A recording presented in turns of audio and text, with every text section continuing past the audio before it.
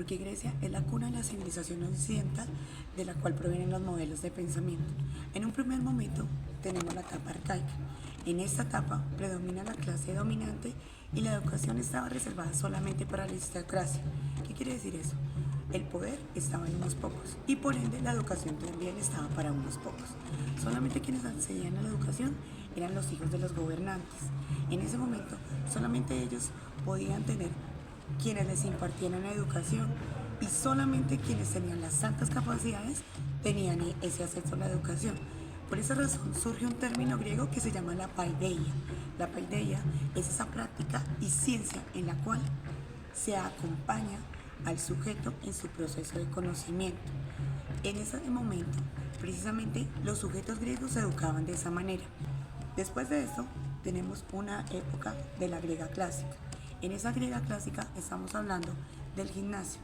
El gimnasio como una institución en la cual el modelo se centraba en la formación del cuerpo, en el ideal griego de la estética y la belleza, y además de eso, en que se inspiraba en la figura del guerrero, como en los libros de Homero, en la Ilíada y la Odisea, donde el ideal del sujeto griego estaba centrado en su físico, pero también en una formación integral, es decir, que lo que llamamos como mente sana, en cuerpo sano, estaba muy asociado a los griegos. Por esa razón, nace también lo que es el simposio, que es la primera forma de argumentar, donde los sujetos empiezan a tener un diálogo y una apropiación del conocimiento para la medida en que va acompañado de la paideia, de ir caminando para construir el conocimiento. También se va dando la posibilidad de la racionalidad y hacer voz al argumento. Por esa razón se tenían en cuenta la opinión, se tenían en cuenta la argumentación. Tenemos que tener en cuenta un libro muy importante de un autor que se llama Hesiodoro, quien nos propone a través del trabajo de los días la democratización. Ya se empieza a hablar en ese momento del pensamiento crítico. ¿Qué quiere decir? Que el capital es conocimiento, que esa democratización es un gobierno del bien común.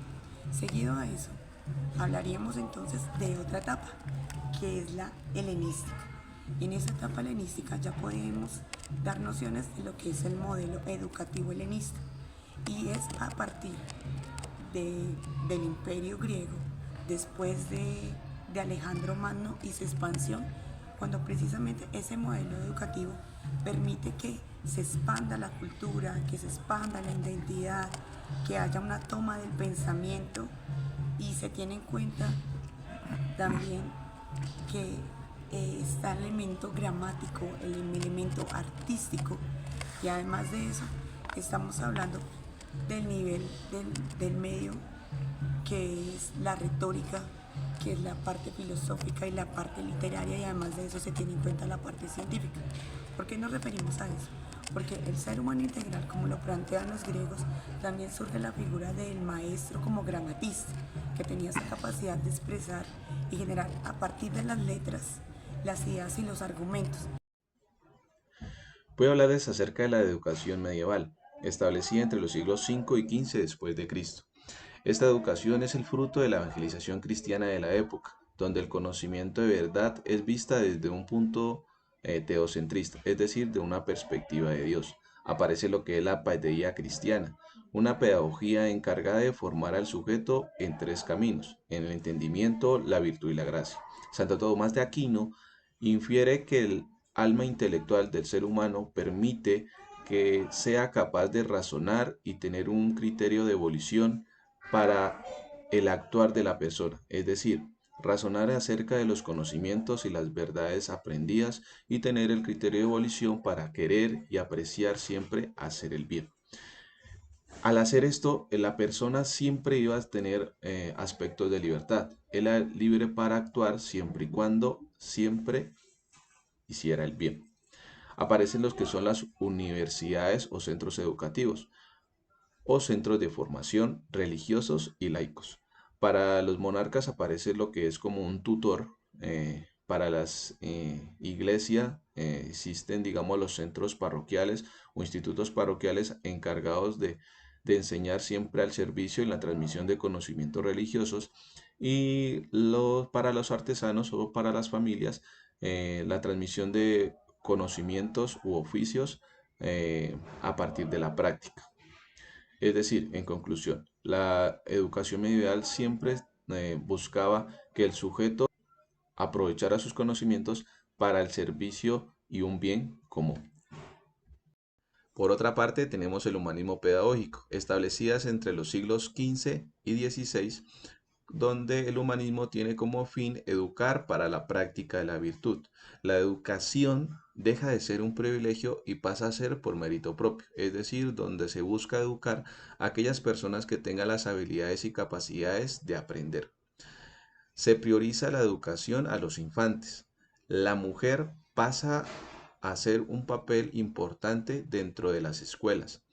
La educación se forma a través de la cultura y el conocimiento. Es decir, la educación lo que trataba de hacer en esta época era de dar o apropiarse de la cultura para el desarrollo de la comunidad. También el rol del maestro pasa a ser más importante dado que era el poseedor del conocimiento y era el encargado de la transmisión de ese conocimiento. Bueno, Pestalozzi fue uno de los pioneros más importantes del movimiento educativo, ya que reformó la pedagogía tradicional y autoritaria que se centraba más en la memorización y la repetición de conceptos, a enfoques más modernos y centrados en el niño a partir de la aplicación de la práctica del conocimiento, el saber hacer, aprender a partir de sus propias experiencias, a partir de la espontaneidad, construyendo su inteligencia, teniendo en cuenta que este método debe ser adaptado según al desarrollo del niño. Por ello, Pestalozzi abre los centros educativos populares, defendiendo la educación accesible para todos, ya que fuera gratuita independientemente de su origen social, económico. Por ello, el enfoque de la educación popular fue la creación de sistemas educativos más inclusivos y accesibles. Estos centros populares empiezan a construirse en un modelo agrícola con hijos de campesinos donde el centro de la escuela es el niño. Su metodología se basaba en la intuición.